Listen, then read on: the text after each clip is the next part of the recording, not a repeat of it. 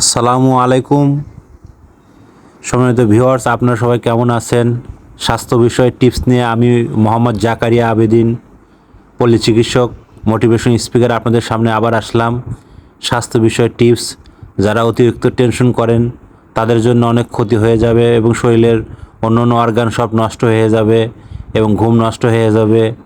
তাদের জন্য ভিডিও, যারা সবসময় সার্বক্ষণিক টেনশনে থাকেন, হাই পাওয়ার টেনশন এবং প্রেশার অতিরিক্ত বেশি, তাদের জন্য ভিডিও। তাহলে প্রথমে আপনারা অবশ্যই সাবস্ক্রাইব করবেন, আপনারা শেয়ার করবেন এবং অবশ্যই কমেন্ট করবেন। তাহলে আপনারা স্বাস্থ্য সম্পর্কে অন্যদের মাঝেও শেয়ার করবেন। তাহলে মনোযোগ দিয়ে শুনুন বন্ধুরা, আমি যেটা বলতে চাই যে আপনারা অতিরিক্ত টেনশন কমান। আপনারা অতিরিক্ত টেনশনে আপনাদের প্রেশার 200-250 হতে পারে, আপনাদের স্ট্রোক হতে পারে, তীব্র তাপদাহ আবার সমস্যা হতে পারে। তো যাদের অতিরিক্ত টেনশন বা প্রতিদিন অন্তত ঘুমের ওষুধ খেতে হয়, ঘুমের বড়ি খেয়ে ঘুমাতে হয়, তারপর ঘুম হয় না এবং কায়িক পরিশ্রম নেই, আধা ঘন্টা পরিশ্রমও নেই, এবং যারা শহরে আছেন, বসবাস করতেছে এবং গাড়ি বিভিন্ন কারখানাতে আছেন বা এসিতে চলতেছেন, তাদেরকেও বলতেছি যে আপনারা অন্তত 30 মিনিট চলাফেরা করুন এবং শাকসবজি খান এবং আপনারা বেশি হাই পাওয়ার টেনশন করেন না। আপনারা টেনশন করলে অতিরিক্ত আপনাদের প্রথমত হার্টের সমস্যা হবে, তারপর চোখে ঝাপসা দেখবেন, মাজা পেইন হবে এবং পুরুষদের যে হরমোন সেটা আপনার কমে যাবে, টেস্টোস্টেরন হরমোন কমে যাবে, এবং মহিলাদের যে সমস্যা আপনার সেটা থাইরয়েডের সমস্যা হয়ে যাবে, এবং ঘুম না হলে মেলাটোনিন হরমোনের সমস্যা হয়ে যাবে। আপনার টেনশন করলে আপনার বডিতে যত অর্গান এবং যত হরমোন আছে সবগুলো ড্যামেজ হয়ে যাবে।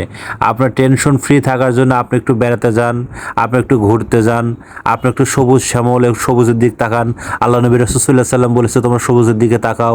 তা আমরা যদি সবুজের দিকে না তাকাই আমরা কিন্তু সুস্থ থাকতে পারবো না।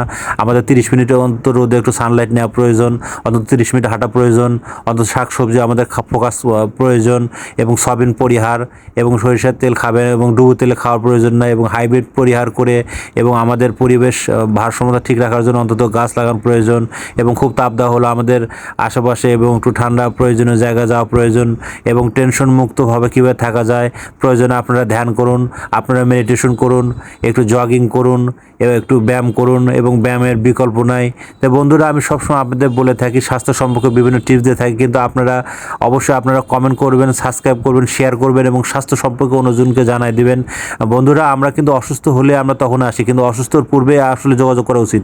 আল্লাহ তাআলা অসুখ দিয়েছে, আবার সুস্থতার জন্য অনেক নিয়ামত দিয়েছে। আমরা কিন্তু বাসায়, আমি এর আগেও ভিডিও বলেছিলাম যে কালো জিরা মধু আপনি এক্সটেন্ডভাবে রাখবেন, যাদের হাই প্রেশার তারা খাবেন না, বা অন্য অন্য যাদের সমস্যা আছে তারা খাবেন না, এবং যাদের হাই প্রেশার আপনার নেই তারা অন্তত খেতে পারেন। যাদের শরীর দুর্বল এবং ধরপড় করে, টেনশন করে এবং ডেনজিট বা ফুফলেন্টিন খেতে হয়, তাদের খাওয়ার প্রয়োজন নেই। এবং ওষুধ ছাড়া কীভাবে ভালো থাকা যায় এই প্রযুক্তি নিয়ে আমরা কাজ করতেছি, আমি জাকারিয়া, এবং প্রতিনিয়ত আপনাদের মোটিভেশন দিয়ে থাকতেছি যে ওষুধ ছাড়া কীভাবে ভালো থাকা যায়। তো আমাকে সবসময় ফলো করবেন, এবং দুঃখের বিষয় যে আপনারা অন্তত কমেন্ট করতেছেন না এবং শেয়ার করতেছেন না, সাবস্ক্রাইব করতেছেন না। আপনার কমেন্ট শেয়ার না করলে আমরা কীভাবে বুঝবো এবং নতুন নতুন ভিডিও কিনে আসবো।